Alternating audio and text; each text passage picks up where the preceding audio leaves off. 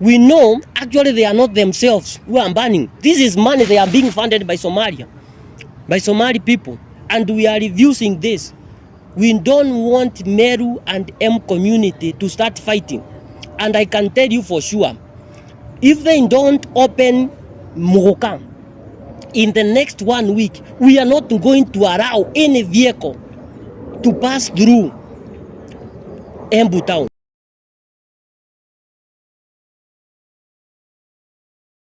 My name is Simon Njeru Gatumu.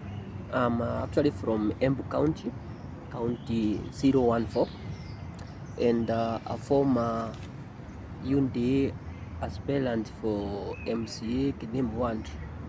I've actually invited the media here because of the issue that is affecting my people, especially in Embu County. And as a leader, I've thought it's important we address this issue, which actually is so severe, affecting people from my county. The issue is about the ban of Muguka, and everyone is aware there is a big ban from Mombasa and all the coastal region, and from the analysis is that it has only affected Muguka.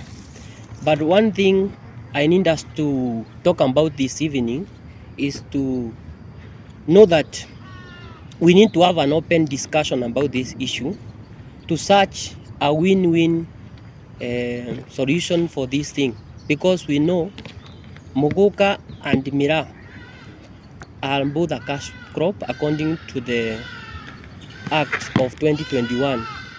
So we are asking the Ministry of Agriculture to find a solution very soon or urgently, so that we can be able to know whether there is a difference between Muguka and Mira.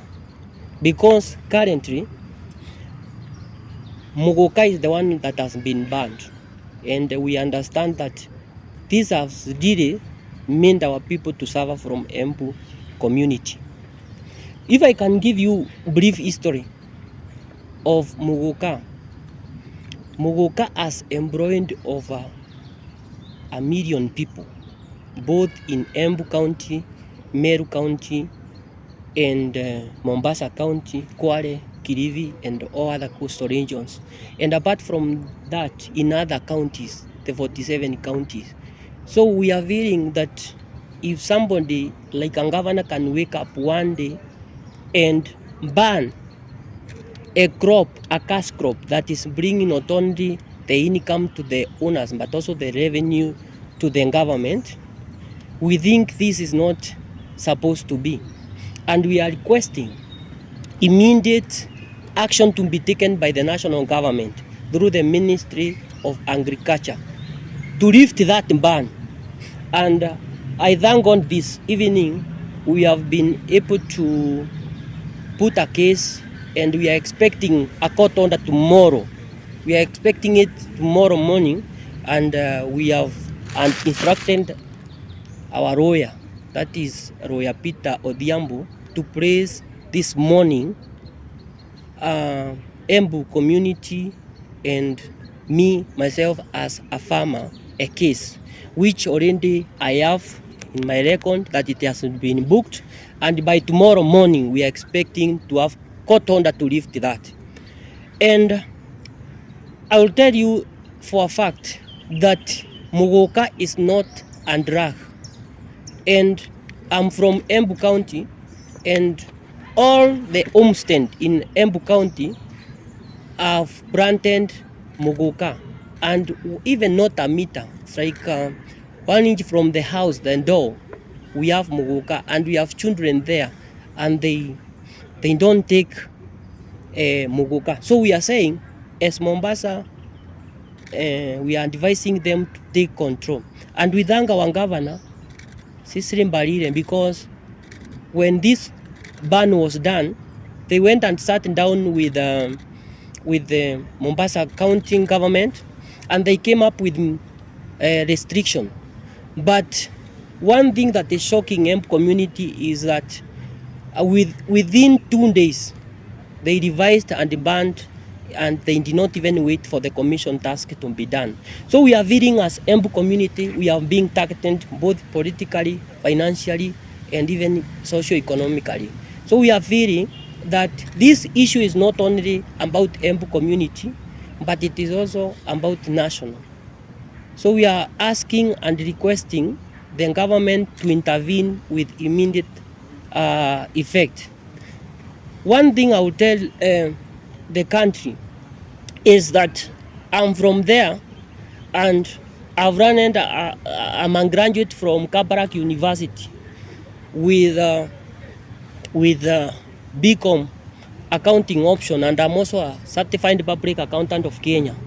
And the money that I used came from this cash crop of Muguka. So I believe, because our family was that poor, if there was not that cash crop, then I would not be running today. So I'm requesting that the government not to accept this impunity from county government to start banning cash crop, terming them as drug. There is no medical research that has been done so far to showcase that Muguka is a drug. One thing I will request the company, the county government of Mombasa to do is to set this and to take it to the laboratory to come with scientific approach or resort that can prove to us as Embu community that Muguka is actually a drug. It is not. And one advantage I can tell you about Muguka is, one, it is generating income. It is employing so many youth people. It is also giving the county government revenue. Apart from that, from scientific, it has shown that those people who consume Muguka plant like this, they don't get bacteria. So it is like a form of, it has some medicinal value. It is also a stimulant. Most of the truck drivers, those who drive late night and all that, they take Muguka and they are able to drive throughout the night. Even the people who are taking charge, our bonders, askaris, those people who sleep at night and we are able to have security, they are taking this Muguka. So Muguka has so many advantages as compared to any other. And if I can say, if it is to ban everything, we can even ban tobacco. Tobacco has so many effects. It causes a lot of coronary diseases, including cancer, but there is no research that has shown Muguka can affect anybody. And if there is any scientist who has come with that research, I would like him to challenge us. So what I'm saying is, Governor Nasil and all the other, and Mungaro and his counterparts, this is a strategy to finish Mount Kenya. That is what I can say, because they are targeting all the crops that are grown actually in Mount Kenya. And therefore we are requesting, because we have our deputy president who is actually so in charge of all the cash crop around Mount Kenya, not to sit back and watch when his people are being harassed. And we know the reason as to why this thing is coming up. It's coming because we have always been backing up the government. So we are saying, as Embu people, we are giving Mombasa County 24 hours to lift that ban. And we are happy because Judge has already received in court 13, and we are expecting to receive that lift of the ban tomorrow, Kotonda, so that our people from Embu and from Tharaka-Nithi and from Kirinyaga can continue with the farming. If you say about Mira is affecting and Muguka is affecting young people, let me say, if you kill that business, millions of young people who are only getting their daily cash and their daily livelihood from that, then you are telling them those young people will be unemployed. And one of the agenda for the government, for Kenya Kwanza government, is to create employment to the youth. So we are asking even the president not to be quiet when young people job opportunity are being taken away. And Mombasa County, Kilifi County, and any other county that is thinking to ban Muguka cannot employ us, all of us. I can give my example. I have so many farms for Muguka, and I generate a lot of income. I've employed young people there. So when do you expect me to do with all the young people I've employed? So I'm saying, as a young person, as a leader from Embu, I'm expecting the government to assist our governor, who is not sleeping, with the deputy governor, Bwana Kenya, to help young people in Embu, in fact, to boost them, to give them fund to continue farming this crop. So we are asking the government of Kenya by tomorrow to have issued a statement through the Ministry of Agriculture. Finally, as I wind up and expect if there is any question, I would like to clarify once again, Muguka is not a drug. It's not a drug. It is not in the class of drug. And if it was in class of drug, then even any scientific person is required to give that finding back as soon as possible. Thank you very much, and God bless you, media fraternity, for coming, and we are expecting any question will be addressed right now. I have a question. Yes. Maybe someone would ask, why are you fighting for Muguka not to be banned, yet tunaona inaharibu vijana hapa? A good question from a young lady like you. I want to say this. I've repeated there are so many advantages of Muguka. I saw the governor saying that Muguka is something that is affecting many young people in Mombasa.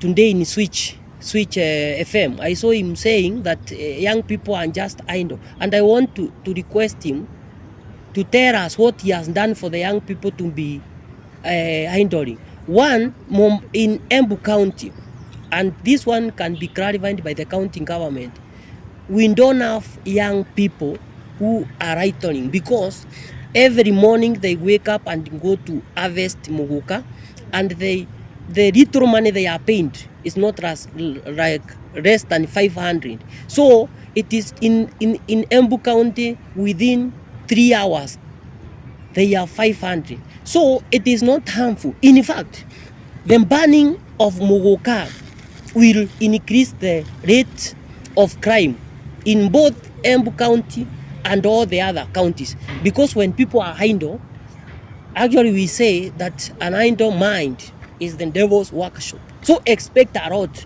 Create more jails for young people because now they will be idle. And it's not harmful because another number two, it is creating an economic what? Revenue for the county. Where do you expect the county to get money revenue from? Number three, we have also seen it has medicinal value. Muguka, like this one, if someone chew it, bacteria in his body cannot affect, and this is scientific. Even doctors will tell you, people who chew Muguka, their oral health are resistant to any bacteria, what? Infection. Number three, it reduces the body weight, which create what?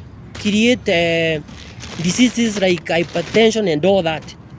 It also enhances sperm performance. So in terms of family, I've seen somebody saying, this is Muguka we are talking about. For those people who might not know where Muguka is, this one. This is Muguka, and it increases when you mix this one. This Muguka. When you mix this Muguka with Njugu, even your wife will enjoy. Because your performance rate, it is scientifically proven. you perform very well in the bench. So for any person who is saying Muguka that they will make you zombie, that is wrong. And I want people from Mombasa to know and to come to Embu. Get married to one of young people from Embu, and you see the difference. So for young people, what I can say is Muguka is not banned. Muguka is not a narcotic drug. It is not a hand drug. So we want a win-win solution. If for children you regulate, that is fine. But banning Muguka, the zero of Muguka, we are not going to allow. We are not going to allow that. And we think that Embu we are targeted because we have started developing. And Embu, even the value of the land have gone up. For now, more than 10 years ago, an eighth of acre in Embu was costing 100. But today, if you go to look for a land in Embu right now, an eighth is 1 million. 1 million, meaning that the government will get even stamp duty money there. So you cannot tell us that at the women that we are breaking your marriages because of Muguka. And in Embu, actually we are thinking of adding more women because this one will increase their performance. So I don't think that question ayalipu watoto. Actually, it is helpful and it has so many medicinal values. Question number 2. I have 2 questions for you to Malaysia. Yes. Question number 1. Do you think everything that is happening is political? And the last question, if you were elected today, what change would you bring to the farmers? Thank you very much for that question. 1. If today I was elected last year or 2020 general election, today if I was Embu senator, today I will be in the house, in the parliament without clothes. Today as we speak, I want to go there naked because they are touching, when they touch Muguka, they are eating us below the belt. And actually, they have done already so. As per yesterday, last week, Muguka, 1 kilo of Muguka was costing 750. As we speak today, I've confirmed today, they are selling it at 150. So, if I was elected as senator for Embu right now, in fact, I've done a lot. I would even be in Mombasa. I saw what happened to the senator of Meru. The moment he learned that he went there immediately. And right now, as we speak, Mira is still going to Mombasa. Why are they doing? Why in double standard? Why do they have to accept Mira and yet they are banning Muguka? That is our pain. And with the Embu community, we are being targeted. If it is the other question you have talked about is political. Yes, I feel it is political. And one thing I want to tell you, even in the Meru community, the few leaders that may be used in Meru, I want to tell them that this Muguka is being targeted because it has now outshined Mira farming. We know that because Mira has been taken over by the Somali community, and even all those vehicles you see, they are from Somali, and we know that. Even the governors from all those counties we are talking about, we know actually they are not themselves who are banning. This is money they are being funded by Somalia, by Somali people, and we are reducing this. We don't want Meru and M community to start fighting, and I can tell you for sure, if they don't open Muguka in the next 1 week, we are not going to allow any vehicle to pass through Embu town carrying Mira. Let them ban everything. If they are going to ban Muguka, let them even ban Mira. And we are warning leaders from Meru. We want you to sit down with our Embu leaders. We sit down with the governor, She's very